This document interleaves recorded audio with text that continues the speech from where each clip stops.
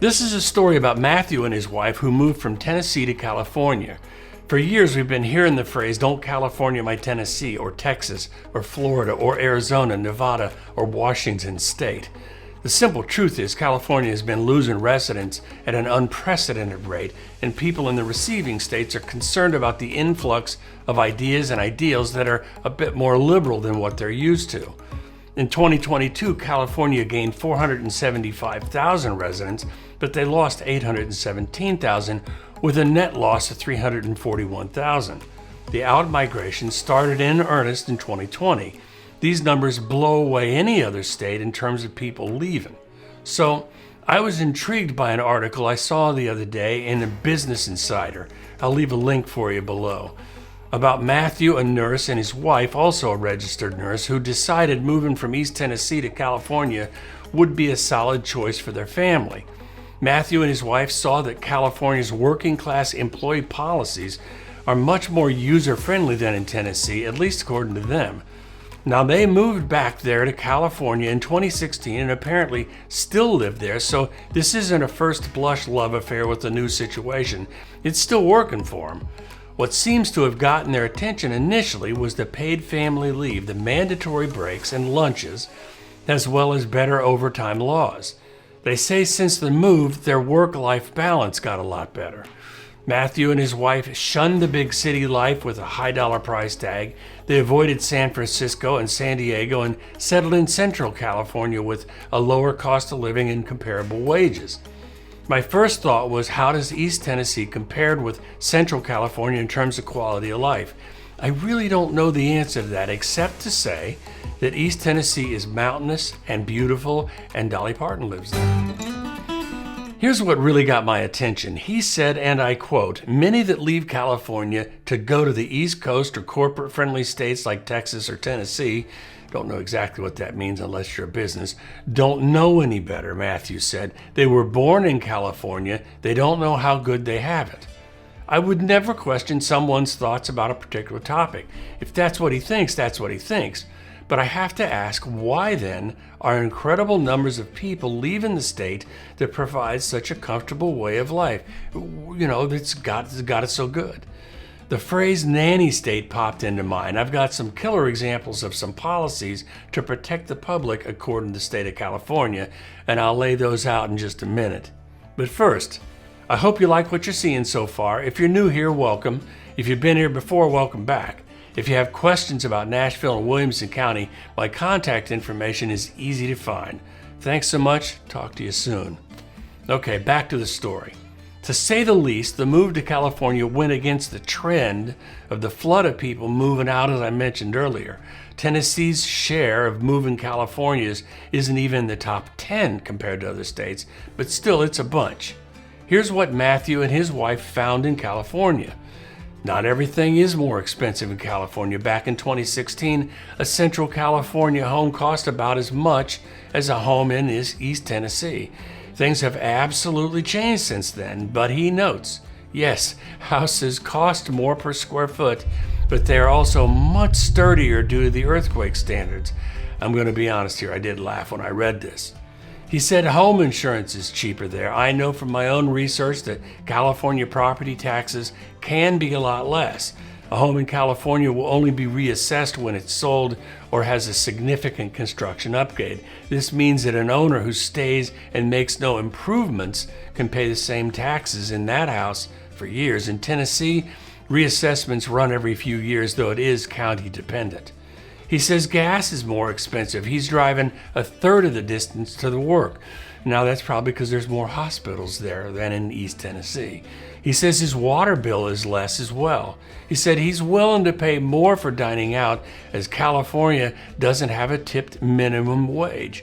Note that in 2024, the hourly minimum wage in California will increase to $16 an hour. I suspect that is going to have an impact on the cost of dining out. I think paying more is going to be inevitable. He says it does get very hot in California, but humidity is low and that makes it bearable. I've heard that my whole life. It's not the heat, it's the humidity. He said he hasn't once scraped ice off the car and doesn't miss the tornadoes or thunderstorms that ravage Tennessee. He's traded all that in for an earthquake-resistant home. He did convince one of his friends to move out to California, though he wishes more of his family would move from Tennessee, citing better health care and retirement options. Still, they did not come. Where the article I read about Matthew and his wife did clear things up for me as to a nurse's motivation to move to California, it was this. In Tennessee, the nurse-patient ratio has no state law limit, where in California there is. California has a state-funded temporary disability coverage and paid baby bonding leave for up to 6 weeks. California has a daily overtime law compared to Tennessee's weekly overtime laws. Matthew was on leave for 60 days after a car accident and was paid the same amount he would have made working, covered by that insurance, paid by state taxes. In Tennessee, you have to get that insurance yourself or you're out of luck, kind of like your own car insurance. He was shocked when his employers forced him to take a 30-minute lunch break and 2 other 15-minute breaks, or else the employer would get penalized per state laws.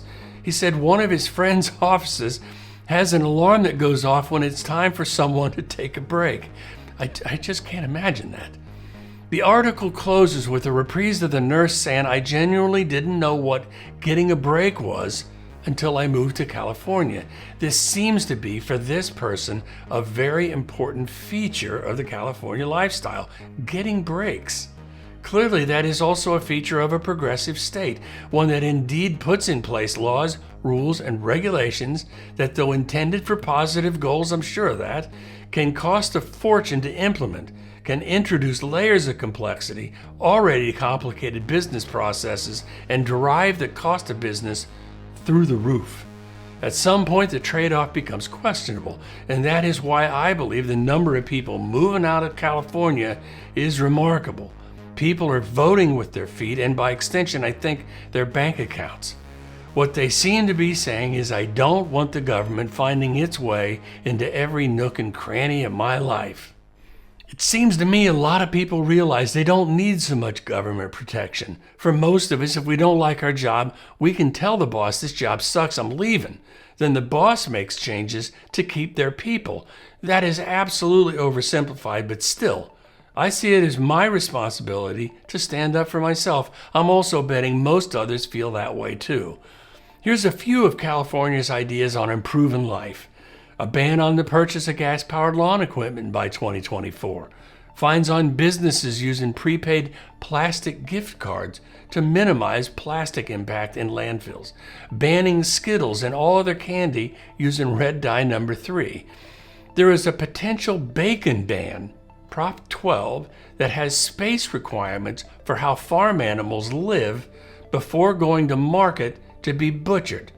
I get it. No one wants to see cruelty to animals, but at the expense of an entire industry, and I mean bacon? My question, and the resulting exodus of Californians, seems to say the unintended consequences of overregulation is having its effect. In the end, if Matthew and his wife like California and what it offers, I'm glad for them. I wonder if what California is doing is sustainable, though.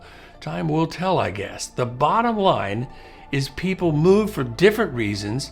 The U.S. is set up so that states compete with one another for growth and prosperity, which is just genius, I think. We each get to watch what works and what doesn't and either emulate or disregard what we see. The great experiment continues. To read more about laws, rules, regulations in California, check the link below. It's kind of impressive. I'd love to hear thoughts on this. If you've moved across the country, what was your experience, good or bad? Did you like the move?